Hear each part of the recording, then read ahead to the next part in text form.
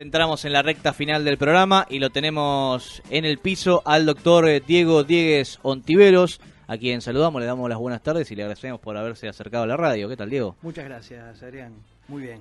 Bueno, siempre que te invitamos tenemos varias temáticas para hablar con vos. Una de las que me interesa es la que tiene que ver con la ONG Malditas Picadas, con tu trabajo respecto, en la parte judicial, respecto a siniestros de tránsito en ocasión de picada o en ocasión de algún cruce de semáforo en rojo. Y en este caso, el caso de Jessica Ferrante. ¿Cómo está avanzando eso? Primero contarle a la gente cómo fue el caso. Exacto. Y cómo está avanzando. Sí, bueno, gracias, Adrián, por el espacio en principio y comentarte. Esto fue un hecho que ocurrió, un siniestro vial, el 28 de febrero del 2015. Mañana ya es la sentencia, veredicto y sentencia. Hemos transcurrido ya unas jornadas de juicio oral. El hecho fue así. Jessica pierde la vida a manos de un conductor, Sebastián Agüero, que cruza Presidente Perón en la intersección de Eva Perón, o sea, 3 de febrero y lo que era Avenida de Mayo antes también.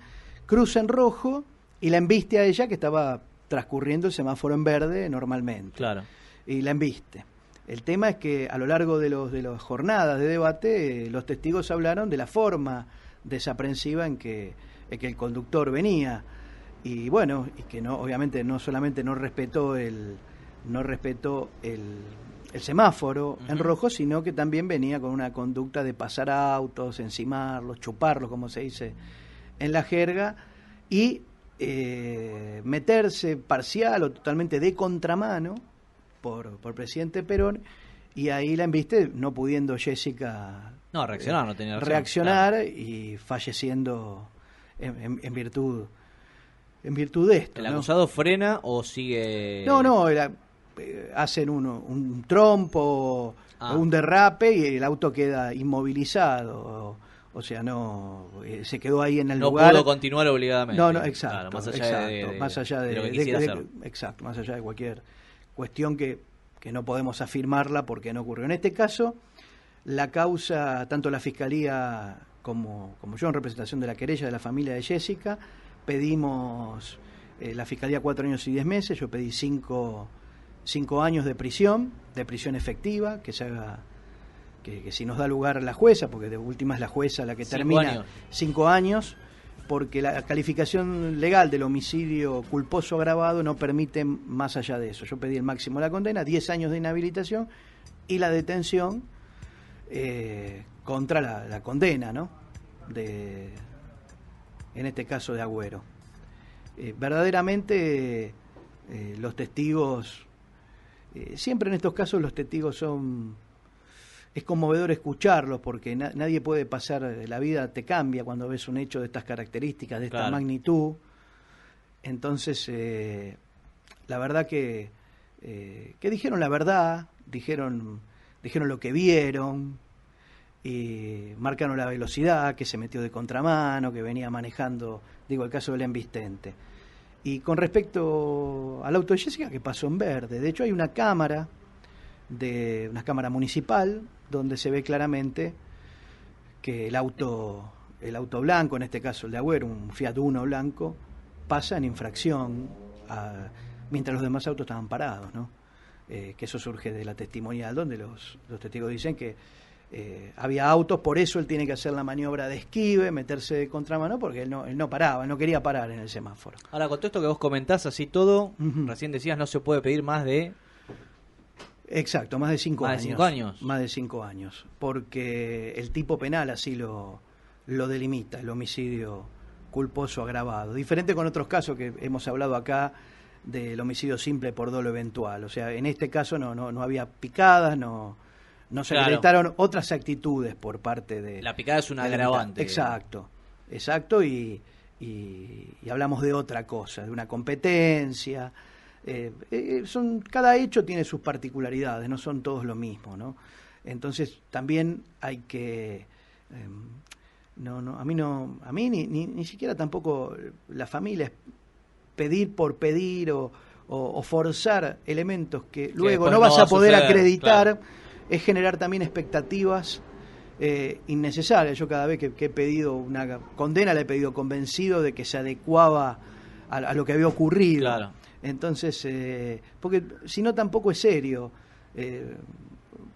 hablar de un caso con características y pruebas que no iba a tener, entonces no, verdaderamente no. Debe ser difícil entenderlo para la familia, ¿no? No, por supuesto, 5 porque años. el familiar quiere otro. La familia lo entendió. Obviamente, mañana veremos cuánto evalúa la jueza. La jueza tiene un margen de entre 2 y 5 años para ¿cómo se llama?, para condenar, considerándolo culpable. De hecho, la propia defensa de Agüero pidió una pena mínima de cumplimiento de suspenso. O sea, no pidió la absolución. Claro, que serían 3. Reconoció No, más o menos. entre 2 y 5 años. No, 3 años Que queda en suspenso. quedaría en suspenso. Él Queda condenado. Él se queda condenado, después él cumple los 5 años y puede volver a conducir como si no hubiese ocurrido. O sea, si le dan una inhabilitación de 10 años, tiene que esperar 10 años para volver. Porque pedimos la pena también con una pena accesoria de inhabilitación. Bien. Entonces, eso en cuanto a Ferrante. El 8 de mayo también empieza otro juicio de otras características por un hecho ocurrido donde la víctima fue un muchacho Ceballos, en Intendente Campos, en San Andrés, cerca de la iglesia de Intendente Campos de San Andrés. Uh-huh. Pero en ese caso, a diferencia de el conductor venía a gran velocidad, corriendo, con otras características. De hecho, no solamente perdió la vida Ceballos, que es el muchacho cuya familia son mis asistidos, sino que quedó cuadripléjica la novia del conductor de Dimena, que venía en el auto con él, claro, que era su acompañante. La verdad, un caso muy cruento, pero él está detenido. O sea, el que nosotros consideramos el homicida está detenido. Y ahí sí vamos por una calificación de homicidio simple por dolo eventual, por las características diferentes, claro, por las claro, filmaciones que hay, claro, por la forma totalmente desaprensiva que venía manejando, y obviamente eso hace que en un punto de esa locura, cuando uno maneja, donde hiciste una maniobra determinada, negligente, homicida en este caso, porque claro, vale la pena mencionarlo, con total desprecio por el resultado, ¿no? O sea, priorizaba el venir rápido y venir a esa velocidad, con lo que le generaría a él en su psiquis esa velocidad, no importando el resultado, que esa es la gran diferencia, cuando ya no te importa el resultado. Ni siquiera estás pensando que lo vas a controlar, no te importa el resultado. Ahora, según tu experiencia en estos casos, está claro que la cuestión no ha mejorado. ¿Empeoró en los últimos años o se mantiene en un nivel, bueno, que tiene que ver con, no sé, con la idiosincrasia argentina, o cierto perfil de personaje, o cierta desaprensión por las leyes, por las normas de tránsito? Sí, mira, esa es la clave, lo que decís vos, Adrián. Nosotros somos una sociedad que convive en muchos casos por fuera de la ley, ya sean las cuestiones menores con las cuestiones graves, ¿no? Y el tema del tránsito pareciera que todavía no termina de cundir estos 20 y entre 20 y 23 muertos que tenemos por día en la Argentina, que es una cifra enorme. Se ha recrudecido la violencia en todos los ámbitos de la vida en la calle, como no solamente repercute en la vida puertas para adentro con la violencia doméstica, con la violencia de género, sino también repercute en cómo manejamos. Es inescindible que si uno tiene un comportamiento violento, no lo va a hacer manejando. No se puede ser violento en otros ámbitos de la vida y no serlo cuando conduce, o viceversa. Entonces esa violencia con la que se conduce es preocupante y es alarmante. Y más allá de que se han profundizado los operativos, en este caso antipicada o controles, muchas veces vemos que hay una selectividad en el control policial y van objetivamente a los lugares donde se les junta una cantidad de autos para correr picada, que la gente empieza a llamar al 911 y no pueden no estar. Entonces, ya no, en algunos casos, en algunos municipios lo hacen mejor, otros peor, pero notás que es compulsivo, que es a pedido del público, claro, esto de a nivel presión, ¿viste? Hay como esto, el asesinato del según del colectivero. Según la presión de la opinión pública. Vos fíjate que aparecieron estas dos personas que teóricamente no se sabe si el menor o el mayor fue el que lo mató al colectivero, por un tema que es eminentemente relacionado con la violencia que esos muchachos, esos hombres traían, ¿no? Porque no hay ningún acto de provocación que pueda justificar. No hay ningún móvil para... Nada justifica una reacción, pero viste, en una riña, en una gresca, si alguien te exhibe un arma y el otro tiene un arma, un robo, un intento de robo. Nada. Y sin embargo ocurrió lo que ocurrió. Y el Estado se comportó de otra manera, por suerte, ¿no? Porque aparecieron por lo menos las personas que están sindicadas como estas dos personas que cometieron el homicidio. Pero a tenor de qué, de qué presión. Y después tenés que estar escuchando el mundo político que se reparte la responsabilidad del muerto. Claro. Y eso es una vergüenza. Sí, eso en esos casos sale lo peor de la política, ¿no? Eso sale lo peor de la política. Que tiene muchas cosas malas, pero en estos casos muestra lo peor. Cuando empiezan a tirarse, lamentablemente, ¿no? Sí. Suena fuerte los muertos. Se empiezan a tirar los muertos. Por supuesto. Es así. Diego, vas a estar en unos días en la provincia de Chaco en una charla que tiene que ver con seguridad. Sí, viajo mañana a la noche y va a ser una disertación, una capacitación donde me han convocado del Ministerio de Seguridad del Chaco, de la Subsecretaría de Prevención de Narcotráfico. Hay una entidad que está organizando este tipo de eventos, este tipo de capacitaciones, que es CAPSI, y verdaderamente con mucho éxito en cuanto a la voluntad que le ponemos los disertantes en tratar de hacer una seguridad ciudadana que atienda los problemas de la gente, ¿no? Entonces, estoy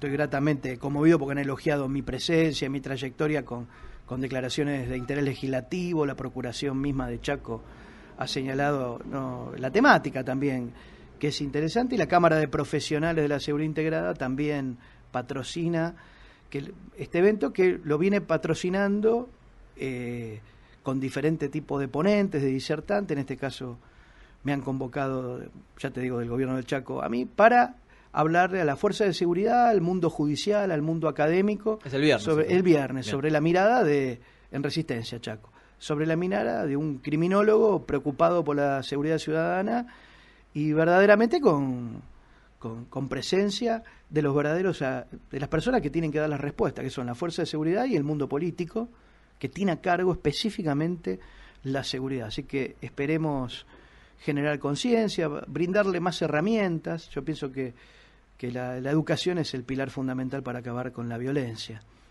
Es la verdad, como decía en una canción Sabina, que el diccionario detenga las balas. ¿Cómo es la educación? Obviamente el debate de la educación por fuera, lo que tiene que ver con la violencia, con la inseguridad, eso ya se habla virtualmente, pero lo que tiene que ver con la educación específicamente de las fuerzas de seguridad. Y mira, las fuerzas de seguridad en principio tienen que cambiar un paradigma, que yo pienso que en muchas partes del país lo están cambiando. Este paradigma de amigo-enemigo con respecto al otro, la concepción del otro y la persona que tenemos que detener. El mundo criminal es muy específico y verdaderamente no es una cuestión meramente como se pensaba en otras épocas de cuestiones relacionadas a la salud, a las deficiencias mentales. Es una cuestión social, sociológica. Digo, la criminología abarca, no solamente analiza el crimen en específico, sino la región del país donde se ubica. No es lo mismo los delitos que hay en Resistencia, en Chaco, que los puede haber en el conurbano bonaerense. Claro, sí. Digo, la incidencia de la droga y del narcomenudeo no es el mismo allá que acá en Buenos Aires. Entonces, si aplicamos una política nacional sin la especificidad que cada región requiere, nos estamos equivocando en el diagnóstico. De hecho, no solo con diferencia de provincias, sucede con diferencia hasta de distritos. Por supuesto. Aquí en el conurbano bonaerense no es lo mismo el distrito A que el distrito B, cómo encarar la temática de la inseguridad. Por supuesto, y no es lo mismo el conurbano bonaerense que Bragado o Azul, y no estamos hablando de pocos kilómetros, ¿no? Son otras. Entonces, son realidades. Si se puede estructurar eso, que hay esfuerzos para hacerlo, a lo largo, por lo menos del advenimiento de la democracia, nos damos cuenta que no han sido las mejores estrategias, ¿no? Y verdaderamente yo les quiero enseñar y les quiero mostrar a los jóvenes o a la Fuerza de Seguridad que no es Chocobar sí, Chocobar no, como existe lo que yo te hablé alguna vez, la criminología mediática, algo que transcurre en los medios masivos de comunicación o sin ser tan masivos. Cualquier periodista o cualquier comunicador puede incurrir en el defecto de esta falacia ad populum, se llama, que es decir, no, porque la gente piensa, la gente opina, el que habla por la gente, ¿no? Sí. El que habla por la gente. Y en ese caso específico, entre tirarle un tiro por la espalda a un delincuente o darle una palmada y dejarlo que se vaya, hay un gris gigantesco. Por supuesto. Entonces las fuerzas de seguridad no tienen que caer en esa trampa de sentirse que las autoridades políticas lo desahucian porque no le dejan tirar. Si acá nadie está hablando de tirar. Si hay alguien que tiene la potestad de tirar es la policía. Sí, de disparar. Por supuesto. Y la Fuerza Armada, ¿no? Si no la tienen ellos, no la tiene nadie. Son los que pueden tener un arma de manera legal. Nadie les resta potestad, eso es una gran mentira. Y Chocobar no actuó bien. Y gracias que tuvimos las cámaras para poder ver la diferencia entre felicitar una acción de prevención de delito que nadie se la resta a Chocobar, porque de última detuvo este asesinato que se estaba esta tentativa de homicidio que estaba ocurriendo. Ahora son los actos posteriores de Chocobar que nos tienen que hacer dar cuenta que Chocobar tuvo dos instantes marcadamente diferenciados y que el segundo instante de Chocobar no se condice, es el que está mal, no se condice con un buen policía. Exacto. Nadie quiere ese resultado y eso no significa que la persona que después termina falleciendo no tuviera que tener un castigo de estar viva. Exacto. Ahora, si se pueden hacer las cosas bien, digo, si gran parte de la policía a diario hace las cosas bien y no hace lo de Chocobar, porque quiero rescatar también a los que a los que no hacen eso. Digo, no es que hay una mayoría de gatillo fácil en el país y esto está muy focalizado. El gatillo fácil está claramente delimitado. ¿Quiénes son los policías? ¿De dónde vienen? ¿Cómo actúan? Sí, lo que es peligroso cuando el mensaje de arriba se dicen esto está bien. No, se han visto después de lo de Chocobar otros casos. Hay uno de un nene de 12 años que claramente vinieron después de la venia de la gestión nacional a lo que sucedió. Hay muchísimos casos en todo el país que viene, ya te digo, para ponerlo en un término medianamente contemporáneo, del advenimiento de la democracia para acá, que teóricamente no tendría que haber ocurrido más, pero esos resabios de violencia existen.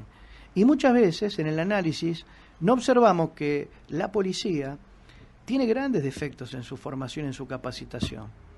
Viene de los mismos espacios de marginalidad de donde viene la delincuencia mayoritariamente. Uh-huh. Entonces, estamos hablando de la que es más cinematográfica, ¿no? La que mata, la que roba. No estamos hablando de la otra delincuencia que también produce un daño terrible, es la delincuencia económica, la transnacional, claro. La de la política, la de la corrupción, que esa también produce un daño. Nos quedamos a vivir. No, pero por eso. Olvídate. Sí, pero parece que tuviera más prensa una que otra, o menos o una prensa selectiva. Diego, te hago la última, estamos sobre el cierre del programa, tiene que ver con la cumbre mundial de comunicación política, ahí en otra faceta donde también te tiene como en este desdoblamiento stevensoniano que como tengo persona yo que impulsa.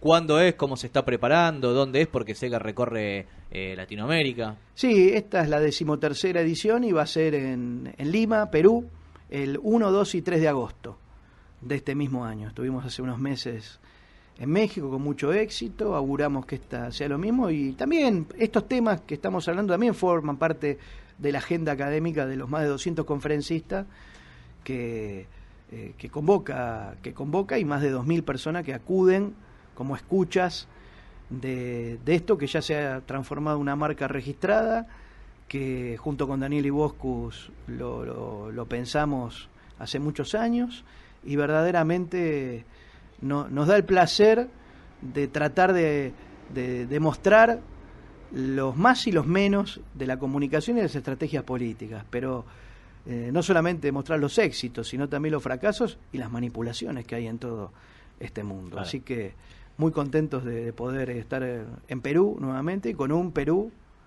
también conmocionado con un escenario internacional cruzado por Odebrecht, ¿no? Claro. Yo pienso que es un chiste bastante duro, pero Odebrecht hizo más para unir Latinoamérica que Simón Bolívar mismo, ¿no?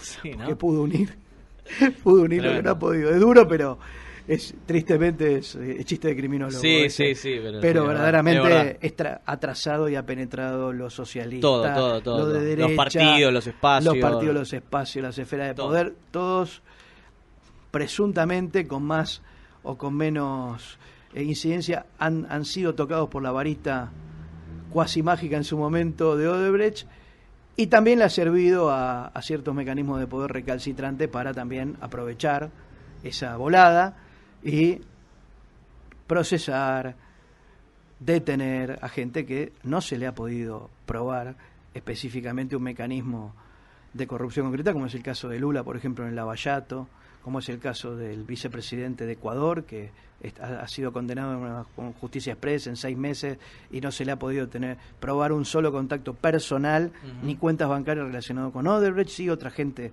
que del gabinete del entonces Correa, del entorno de Correa, pero no específicamente del vicepresidente.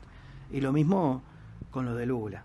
Imagínate, le dieron 15 años al promotor del impeachment de Dilma, y Dilma está muy lejos de ser una persona que vaya a ser condenada. Yo estimo que Dilma no va a ser condenada nunca por los supuestos delitos que le adjudicaba. Fue separada de su cargo por un tema mucho menor.